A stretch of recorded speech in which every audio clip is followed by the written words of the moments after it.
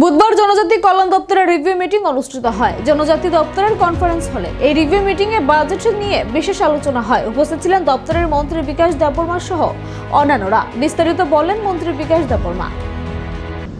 মূলত আজকে কি বিষয় নিয়ে আপনাদের? নমস্কার মিডিয়া বন্ধুদেরকে। আজকে আমাদের ট্রাইবাল ওয়েলফেয়ার ডিপার্টমেন্ট কনফারেন্স হলে রিভিউ মিটিং হচ্ছে। আমাদের বাজেটের নিয়ে আজকে রিভিউ মিটিং হবে।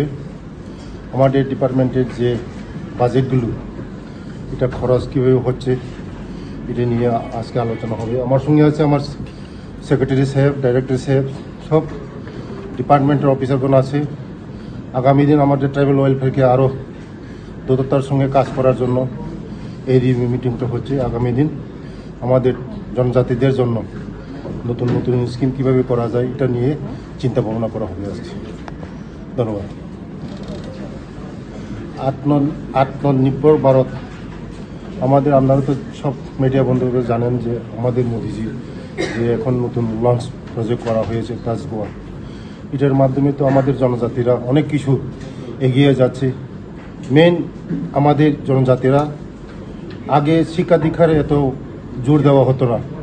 আজকে আমাদের ডিপার্টমেন্ট শিক্ষার উপরে আমরা জোর দেওয়া হচ্ছে, কারণ যে জাতির শিক্ষার উন্নতি হয় সেই জাতির উন্নতি হয়। তার জন্য আমাদের মেইন ইম্পর্টেন্ট শিক্ষার উপরেই জোর দেওয়া হচ্ছে। আগামী দিন আপনারা সবাই জানেন আমাদের 35 বছরের যে সরকার ছিল, তাদের যে সরকারের সময় কোনো কিছু হতো না আমাদের।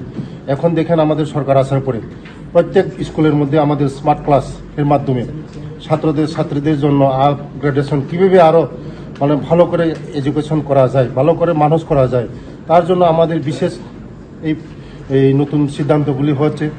আমাদের সরকার আমাদের জনজাতিদের উপর বিশেষ আরও জোর দিচ্ছে, কারণ জনজাতিরা যদি এগিয়ে না যায় কোনোদিন বিকশিত ত্রিপুরা হবে না আর শ্রেষ্ঠ ত্রিপুরা হবে না। তার জন্য জনজাতিদের উপরেই আমাদের সরকার বেশি নজর দেওয়া হচ্ছে। থ্যাংক ইউ, ধন্যবাদ।